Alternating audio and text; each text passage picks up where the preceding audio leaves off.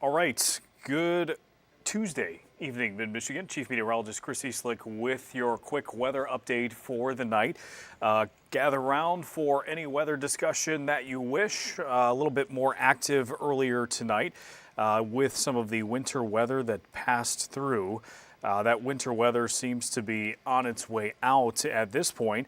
But I figured we would start with the traffic map tonight because that was at least a little bit dicey earlier on this evening, as we did have some slow going earlier, especially as some of that sleet came through. It wasn't necessarily all snow this time around, but we had some sleet. You could hear it here at the station. We had it coming out down on the roof. You could hear it on the cars outside. I did get multiple reports from people around the area saying I could definitely hear it. And the traffic map looks a little bit better than it did earlier tonight. So that is a good sign. We take a look at Mount Pleasant here. I'm going to pull this camera up a little bit full so you can actually see what it looks like outside tonight.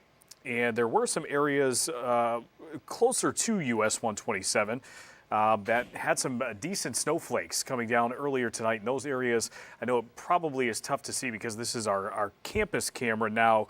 And campus is obviously darker this time of night. But if you look towards the bottom left of your screen, where some of those street lights are, you can get a sense of the snowpack that is on some of those surfaces. And those surfaces, not uniformly covered, but it came down hard enough when we were above freezing to at least get a bit of accumulation on some of those surfaces. And then around downtown Saginaw tonight, I noticed when I went out for dinner that we had sleet that was really coating the parking lot, and then when you went out on the roads, you could definitely feel more of that greasy feeling on the roads, but things look like they're improving quite a bit. If we zoom down to the Genesee County area, it doesn't look like we've got too many slowdowns there. Some of our northern counties look okay. And then our Lansing area, if you're traveling south tonight, seems like it's doing pretty good. Let me go back to the thumb because we did have some slowdowns around Vassar earlier tonight. Seems like that has started to iron itself out a little bit. So things look like they're moving in the right direction. This is what the radar looks like at this point. The system is kind of fading away. And if we zoom back to, I would probably say the last hour or so, you can almost see it folding in on itself and then eventually just getting a little bit smaller. So it appears we've got just a bit of snow left to go, maybe some mixed precipitation that is still trying to mix in there. I would say at this time of night with temperatures cooling down, I would lean more towards sleet if it's not just outright snow in Lapeer County.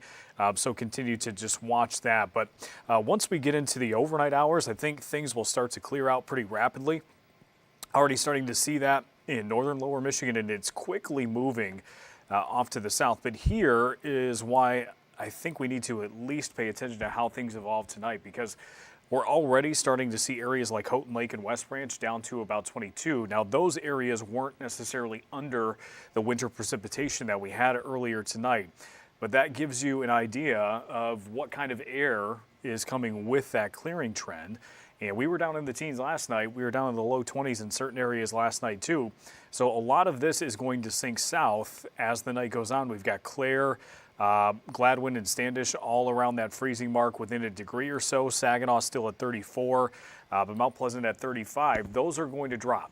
And so I think we need to at least be a bit careful on the roads as we go through late tonight and tomorrow morning. Perhaps you work an overnight shift or something like that.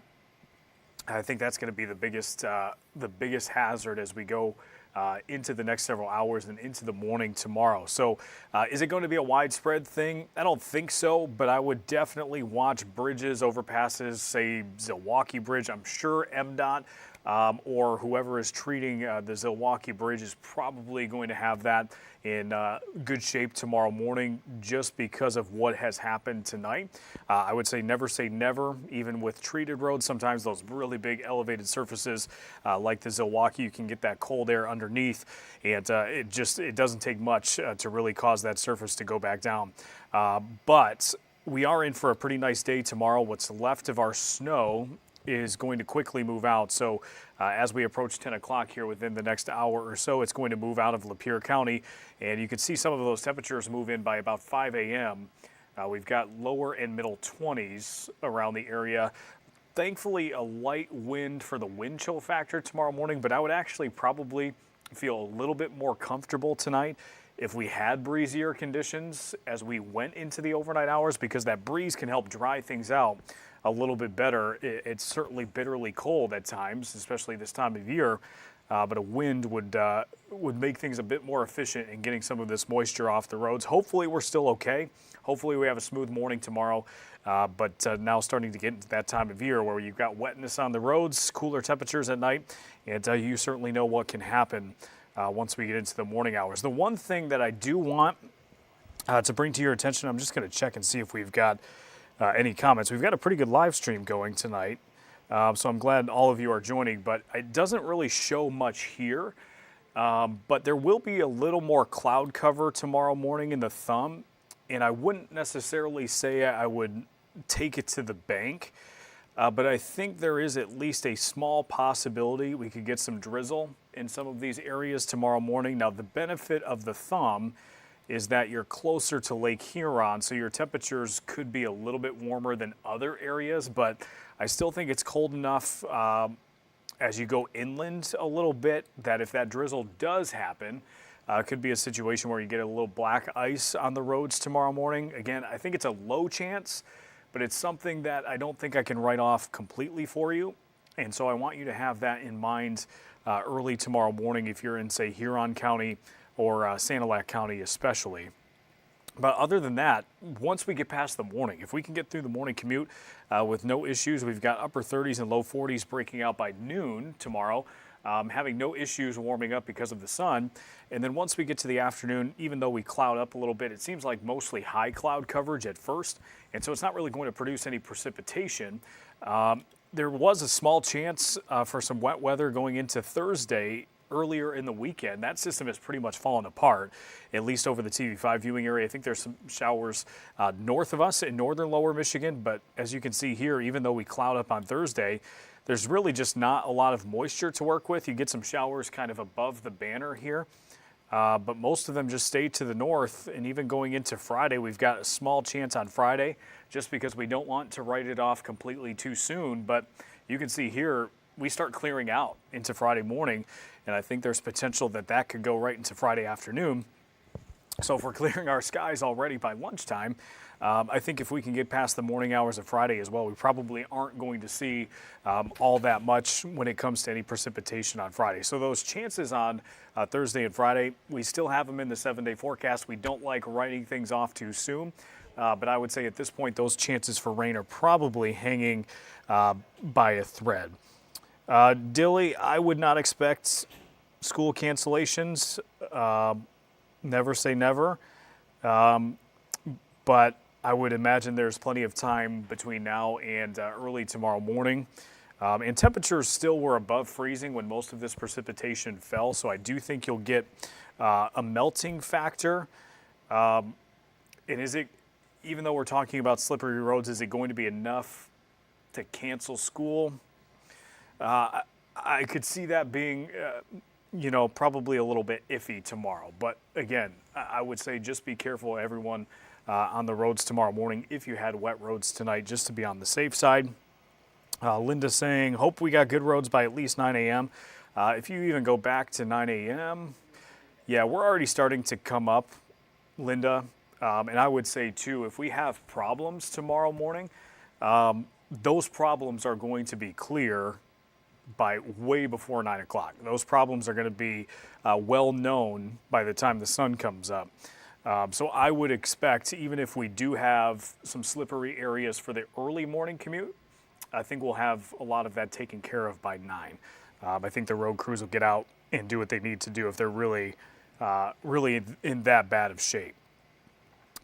Before we talk next week, I do want to get a preview into next week before I let you all go, unless you have any questions. But here's a look at the 7-day, and we are definitely going to trend above average towards the end of the week. So I talked earlier about these rain chances right here, Thursday and Friday. Not sure why this graphic does that. My apologies. I was trying to use my pointer, and it keeps opening the 7-day. But Thursday and Friday, these rain chances are hanging on by a thread, and I think if we can get rid of the clouds early enough on Friday, potentially this temperature could go up a little bit too. But once we get to Saturday, there's a brief cool down, and we get to about the mid-40s. It should be a nice day, just a little chilly. But then on Sunday, we're back up near 50. I think 50 early next week on Monday, or at least close to 50 on Monday. And then some showers, just a small chance for now on Tuesday. But an above average temperature stretch as we head towards early next week. And if we take a look at the 8 to 14 day outlook, which now goes into December, we are not favored for below average conditions. We're not favored for above either, but there's not really a strong lean either way. And so I don't necessarily think, I know there's a lot of talk about a cold December right now, but I think we still have to let that play out a little bit. There are certainly signs that we could get some cold air early in the month, and we might be able to see, a lot of people are talking about the polar vortex and how a warming event could cause that to spill some cold air to the south, if you haven't heard about that. But what essentially happens is as the stratosphere warms, it weakens the polar vortex, and it could send some cold air our way towards December. However, it is important to know that the polar vortex this time of year is a little bit weaker. It is not the polar vortex that we could see, towards January or February. So the degree of cold air might not be quite as bad as maybe it's being made out to be. But we'll see how things evolve. But there's a lot of time until we get towards December. The 14-day outlook is only going to December 2nd. So plenty of time for things to go. And wait 5 minutes in Michigan, the weather changes. So talking about 2 weeks from now, we'll see how things play out. Do want to show you next week, because everyone keeps asking, what the weather could be towards Thanksgiving. So let's just give you a preview. And the short answer is nobody knows right now. Our models are far too inconsistent as we go towards next week. This is the European model. This is Tuesday afternoon. We fast forward into Wednesday. Looks like we've got this model simulation right here has a little bit of snow with some of the rain. And then we start going further into Thursday for Thanksgiving, and things dry out. But the one thing that I want to show you, it looks like it's picking up on what could be maybe a little bit of snow on Thanksgiving too. But let me take you deep into the behind the scenes of this graphic. I guess I don't know if you can actually see that or not as I'm changing it. But that is one model run that we had, and let's just change it to the model run before it and see if there are any differences. While it loads. So we had some rain coming in on Wednesday. This model, the one before it, shows the rain much further to the south. And then it also has a bigger area of snow going into Thanksgiving. But then the snow that we saw on Thanksgiving in the previous model is now lake effect snow rather than system snow. So don't get caught up in what you're necessarily seeing on that graphic. But what I want you to take away from that is every 6 to 12 hours that we are getting these new rounds of information, they are changing. So that was the European model both times. And so the European model itself does not even agree with itself 12 hours later as to what's going to happen. Now, what I will say going into next week is I do think we enter more of an unsettled pattern. Could we see wet weather somewhere in the vicinity of the Great Lakes? I think that is possible. But is it going to be, any big major storm that's going to disrupt travel? If anybody is claiming that up to this point, just know, give it some time. There's far too many inconsistencies to feel any sort of confidence going into next week. So let's see what we've got. Good evening, Ethan, Bridget. Just wait until a couple of days after Thanksgiving. Always happens. Yeah, probably. Always seems like Thanksgiving could be a time where we get a bit more active as we kind of get into that winter season. Catherine says some accidents tonight. Yeah, unfortunately, that sleet really stuck to the roads there. Here's a look at our temperatures, maybe going beyond next week. Let's see if I can pull this up. Get this a little bit more full screen here. Might be tough to see. Maybe I can zoom in a little bit so you can actually see. Doesn't look like that's going to help us out all that much. But this is a forecast model from the National Weather Service that basically combines all of the models and spits out what it calls a blend of the models. And so what you can see here is some of those warmer temperatures. This is based on MBS Airport. You can see some of those warmer temperatures towards the weekend and early next week. But then a lot of our models are pointing towards those cooler temperatures towards Thanksgiving and into Friday and also Saturday. So that seems to be the more favored solution temperature-wise. I think we can take that with a little bit more confidence with temperature because we typically can do that. But I think the precipitation aspect of it is a little bit more uncertain. So that's pretty much all I've got tonight. We got through the evening. Unfortunately, as Catherine said, a few accidents along the way. Let me pull this screen back up. But overall, everything seems to be winding down. Main concern as we go towards the morning commute is just the fact that we have cooler temperatures tonight. We've got the 20s coming in. Watch out, elevated surfaces tomorrow morning. Bridges, entrance, exit ramps, things like the Zilwaukee Bridge, overpasses. Any surface like that, back roads could be a little bit dicey tomorrow morning, so just be careful as we start our Wednesday. But Wednesday itself, once we get past the morning, if we can get past the morning commute, I think we'll be in pretty good shape. So I'll take a look and see if there's anyone who has a comment after this. Thanks for joining our live stream tonight. We'll do this again tomorrow night at 9 o'clock, and I will see you then.